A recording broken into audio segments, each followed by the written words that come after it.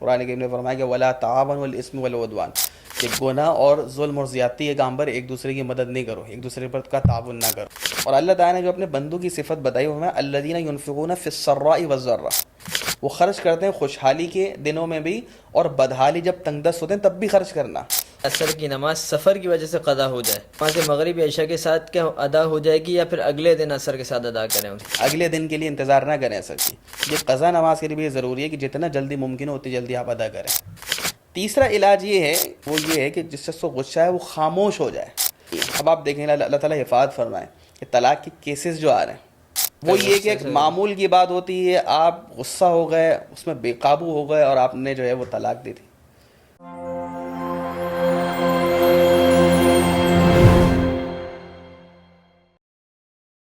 بسم اللہ الرحمن الرحیم۔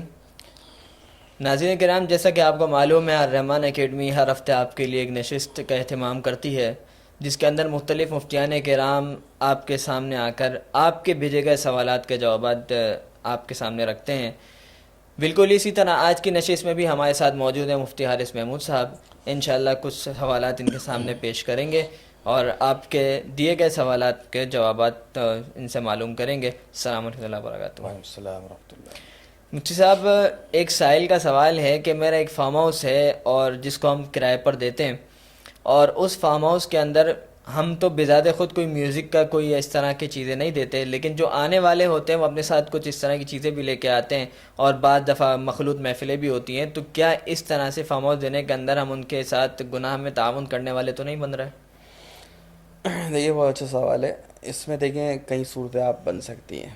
دیکھیں ایک صورت تو یہ ہے کہ جب آپ کسی کو کوئی فارم ہاؤس دے رہے ہیں، کوئی جگہ دے رہے ہیں، اور آپ کی تو یہ نیت نہیں ہے کہ بھئی اس میں یہاں پر کوئی ایسے کوئی گناہ کا کام ہو، مخلوط اجتماع ہو اور کوئی کانسرٹ وغیرہ ہو، گانے کی محفل ہو، اور آپ کو علم بھی نہیں ہے۔ اور دوسری چیز یہ کہ فارم ہاؤس والے ایک کام یہ کر لیں کہ وہ ایسے کوئی وسائل بھی مہیا نہ کریں، ایسی کوئی سہولیات مہیا نہ کریں کہ آپ خود ہی مہیا کریں، تو ایسی بات ہے پھر تو گناہ کے کام میں آپ تعاون کر رہے ہیں۔ قرآن کریم نے فرمایا کہ ولا تعاونوا الاسم والعدوان، کہ گناہ اور ظلم اور زیادتی کے کام پر ایک دوسرے کی مدد نہیں کرو، ایک دوسرے پر کا تعاون نہ کرو۔ تو نہ ان کی نیت ہو اور نہ یہ کہ اپنی طرف سے کوئی ایسے جو ہے وہ وسائل فراہم کریں۔ اور جب آپ وہ بکنگ کے لیے آتے ہیں تو اس پہ جو ہدایات دی ہوئی ہیں تو اس میں آپ دو تین چیزیں یہ ایڈ کر لیں کہ بھئی ہمارے ہاں جو ہے آپ ٹھیک ہے تفریح کریں، فارم ہاؤس میں جو کھیل وغیرہ ہے، جو بھی ساری چیزیں تفریح کے لیے، اس میں کوئی اسلام اس سے نہیں روکتا، لیکن یہ چیزیں آپ نہیں کریں گے تو پھر جو ہے انشاءاللہ آپ جو ہے گناہ کے کام میں کسی بھی درجے میں تعاون نہیں کریں گے۔ تو لہٰذا اس میں دو باتیں تو یہ ہو گئیں۔ اب جو سامنے والا آ رہا ہے اگر اس کے متعلق جو ہے آپ کو کوئی ایسا علم نہیں ہے، آپ جانتے بھی نہیں ہیں، تو آپ دے رہے ہیں، وہ خود ہی کر رہا ہے ایسا کام، تو وہ خود اپنے گناہ کا ذمہ دار ہے۔ لیکن علماء فرماتے ہیں اگر وہ آ رہا ہے اور اس عام طور پہ آج کل پوچھ بھی لیتے ہیں بھئی کیا صورت حال ہے، تو اگر وہ آپ کو بتا بھی رہے اور آپ کے علم میں یہ بات آ گئی کہ بھئی وہ یہاں پر اس طریقے سے جو ہے وہ گانے بجانے کی محفل ہوں گی، یہ ایسی کوئی صورت ہوگی، تو اس صورت میں فرماتے ہیں کہ پھر ایسے جو ہے گناہ کے کام کے لیے آپ جو ہے فارم ہاؤس کرائے پر نہ دیں، کیونکہ اس صورت میں آپ جو ہے گناہ کے کام میں معاون بن رہے ہیں۔ صاحب اگلا سوال یہ ہے کہ اگر عصر کی نماز سفر کی وجہ سے قضا ہو جائے تو قضا نماز مغرب عشاء کے ساتھ کیا ادا ہو جائے گی یا پھر اگلے دن عصر کے ساتھ ادا کریں اسے؟ دیکھیں اگر قضا ہو گئی ہے کوئی نماز، چاہے وہ عصر کی ہو یا ظہر کی ہو، تو اس کے لیے بھی شریعت یہ کہتی ہے کہ جب جلد از جلد آپ جو ہے وہ ادا کریں۔ ایک حدیث میں فرمایا کہ اگر تمہاری نماز جو ہے وہ نیند کی وجہ سے نکل گئی ہے تو جیسے ہی جاگ رہے ہو وہی نماز کا وقت ہے۔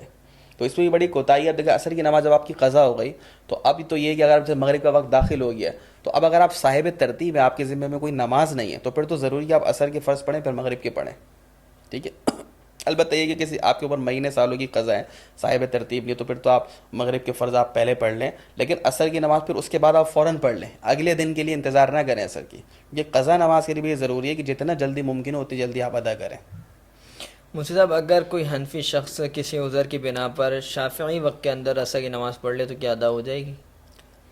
دیکھیں اصل تو یہ ہے کہ عصر کا وقت جو ہے وہ مثل ثانی پہ شروع ہوتا ہے اور جو ہے وہ اس کا وقت جو ہے وہ دیر سے ہے، جیسے کہ جو ہے آج کے دن میں اگر آپ سمجھ لیں تقریباً 4:15 بجے جو ہے عصر کا وقت شروع ہو رہا ہے، 4:10 کے آس پاس۔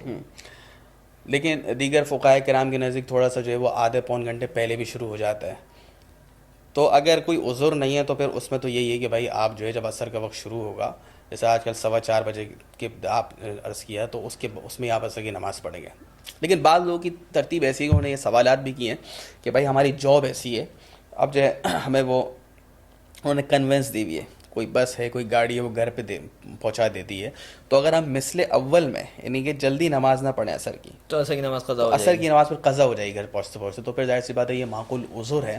تو اس وجہ سے علماء یہی کہتے ہیں کہ بھائی آپ جو ہے پھر وہی مقام پہ عصر کی نماز پڑھ لیں تو اگر کوئی ادا ہو ایسا جائے گی. مسئلہ ہو کہ آپ اپنے وقت میں عصر کی نماز پڑھیں گے تو قضا ہو جائے گی, بالکل اس صورت میں پڑھ سکتے ہیں. اگر ایسی کوئی صورت نہیں ہے ایسی تو کوئی اس صورت میں نہیں تو ہے. جب ایک سائل کا سوال ہے کہ وہ پوچھ رہے ہیں کہ جو ہے وہ اگر کسی شخص کو غصہ بہت زیادہ آتا ہو تو کوئی وظیفہ بتا دیں اس کے لیے, اس کے غصے کو کم کرنے کے لیے.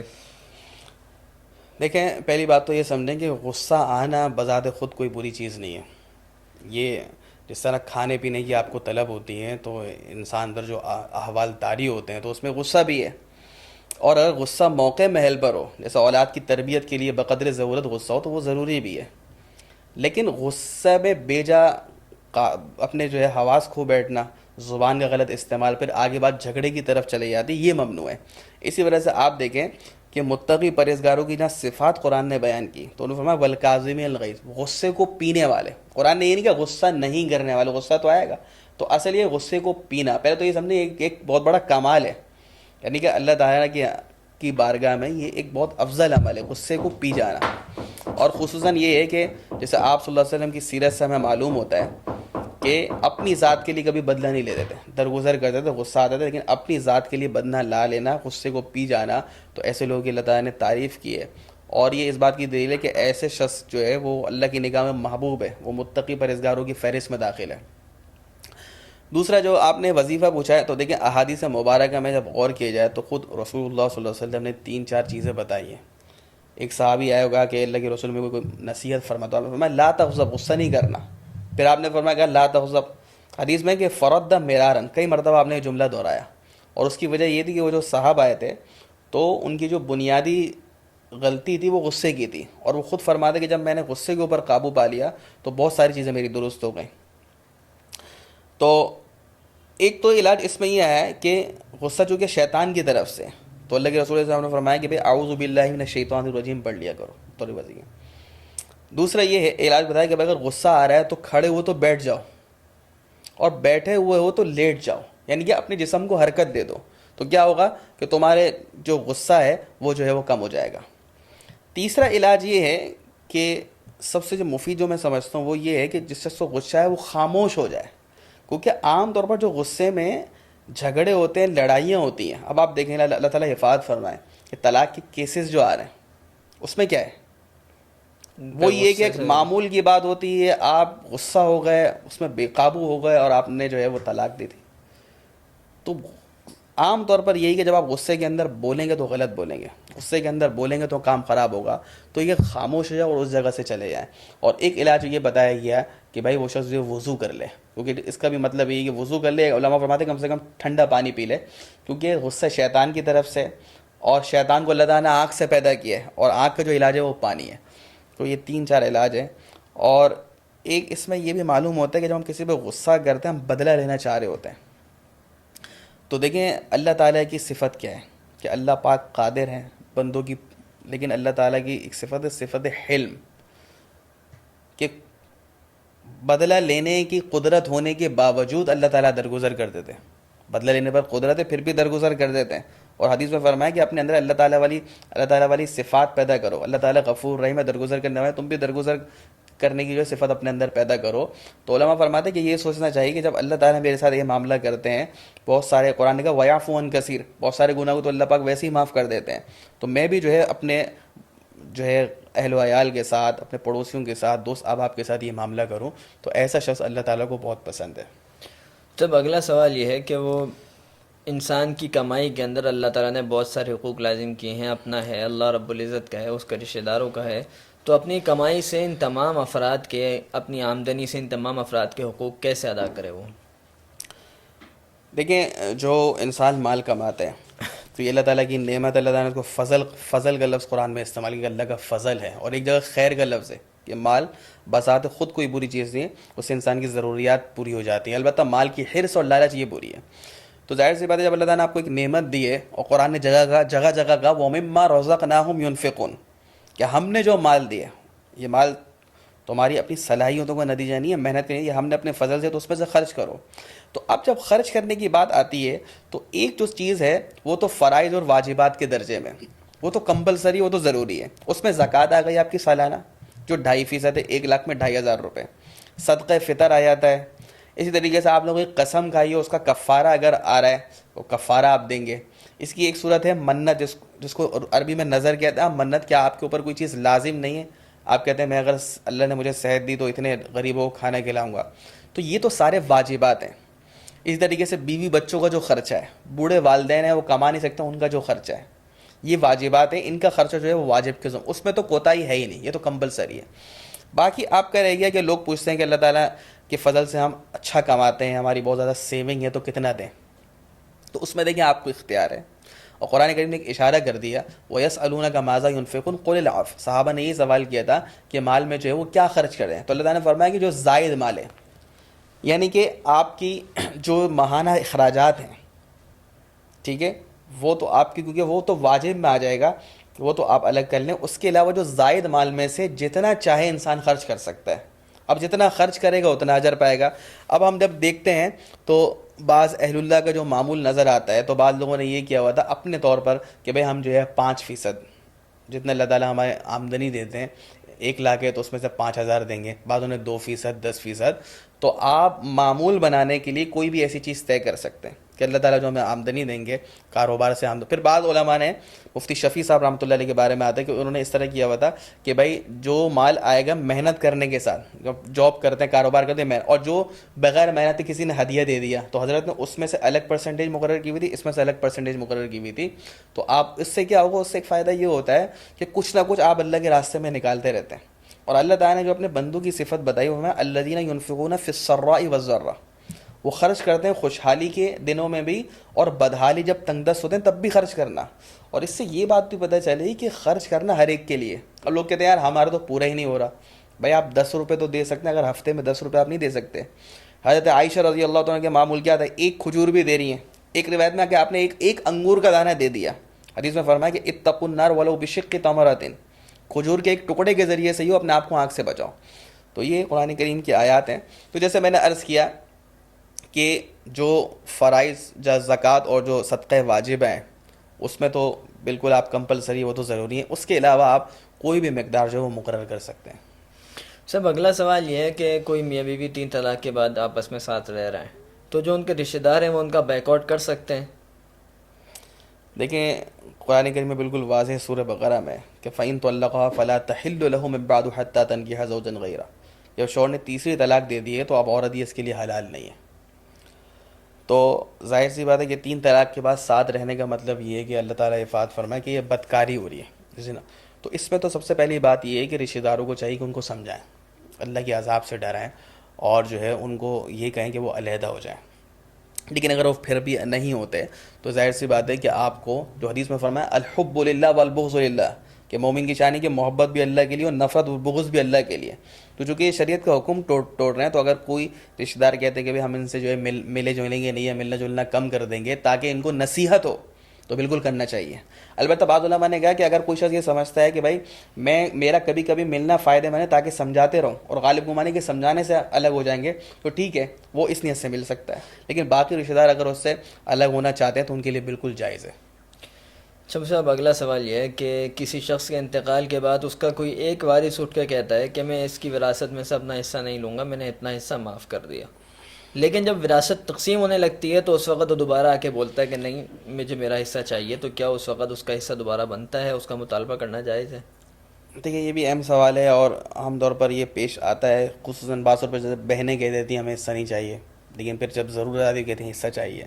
تو دیکھیں پہلے تو یہ سمجھیں کہ مال وراثت، اس کو فقہا کہتے ہیں، یہ ملک استقراری ہے، یعنی کہ مثال ہو کسی کے والد کا انتقال ہوگا تو وہ خود بخود، وہ چاہے نہ چاہے، ان کا جو مال تھا تو ورثاء کی ملکیت میں وہ آ گیا، وہ منتقل ہو گیا، ورثاء خود بخود مالک مل گئے، ان کا اختیار ہو یا کہنے نہ کہنے سے کوئی فرق نہیں پڑے تو گا۔ اب اگر یہ جو کہتے ہیں کہ بھائی میں اپنے حصے سے دستبردار ہو رہا ہوں، میں حصہ نہیں لوں گا، تو یہ دستبرداری معتبر نہیں ہے۔ اگر وہ 2-4 دن بعد پھر مطالبہ کرتا ہے تو آپ کو حصہ دینا ہوگا۔ البتہ ایک ہے ہبہ کرنا، گفٹ کرنا، وہ الگ ہے. اس لیے اس جیسے مسائل میں یہ ہے کہ آپ اپنے حصے سے دستبردار ہوئے تھے، یا آپ نے اپنا حصہ کسی بہن کو دیا تھا، کسی بھائی کو دیا تھا، ہبہ کیا تھا، تو یہ ضروری ہے. تو اگر دستبردار ہوئے تو وہ تو معتبر نہیں ہے. وہ دوبارہ اگر مانگے گا تو وہ دیگر ورثہ کی ذمہ داری اس کو اس کا حصہ دیں، وہ دستبرداری معتبر نہیں ہے. اور اگر اس نے اپنا ہبہ حصہ جو ہے وہ ہبہ کیا، گفٹ کیا ہے، تو چونکہ ہبہ میں، گفٹ میں ایک شرعی حکم یہ ہے کہ شرط یہ ہے کہ قبضہ ضروری ہے. اب میں آپ کو موبائل گفٹ کر رہا ہوں، پیسے دے رہا ہوں، تو جب تک آپ کے قبضے میں نہیں جائیں گے وہ ہبہ مکمل نہیں ہوگا.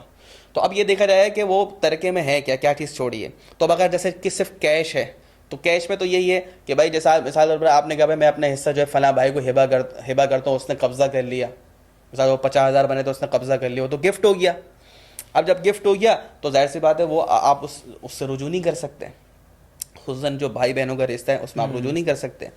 لیکن اگر وہ کوئی زمین یا پلاٹ ہے، اب یہ بات سمجھنے کی ہے، کوئی بڑا گھر والے صاحب نے چھوڑا ہے، کوئی زمین، بڑی زمین، آپ نے کہا تھا میں حصہ نہیں لیتا اور میرا حصہ فلاں کو دے دینا، گفٹ کر دیا ہے، تب بھی وہ شرعاً ضروری ہے کہ وہ گفٹ جب تک مکمل نہیں ہوگا، جب تک کہ وہ اس پر قبضہ نہ ہو جائے. اور قبضے کی شرط یہ ہے کہ آپ اتنا حصہ اس کو تقسیم کر کے دیں، کوئی باؤنڈری لگائیں کہ بھائی میرا زمین میں ایسا، یہ 120 گز بن رہا تھا، یہ 120 میں نے یہ تقسیم کر دیا، باؤنڈری لگا دی، یہ میرا حصہ، اب یہ میں بھائی کو دے رہا ہوں، وہ قبضہ کر لے، پورے اختیارات ہوں، پھر جا کے وہ گفٹ ہوگا. لیکن عام طور پر اس طرح ہوتا نہیں ہے. بڑے گھر میں اب رہ رہے ہیں سب ساتھ، کہہ رہے میں اپنا فلاں بھائی کو دے دیا، تو یہ صرف منہ زبانی کہنے سے وہ جو گفٹ نہیں ہوگا جب تک کہ قبضہ نہ ہو. تو لہٰذا جب وہ گفٹ نہیں ہوگا اور وہ کہتا ہے میں واپس لے لوں گا، تو پھر وہ جب واپس لینے کا اس کو اختیار ہوگا. یہ ساری تفصیل ہے.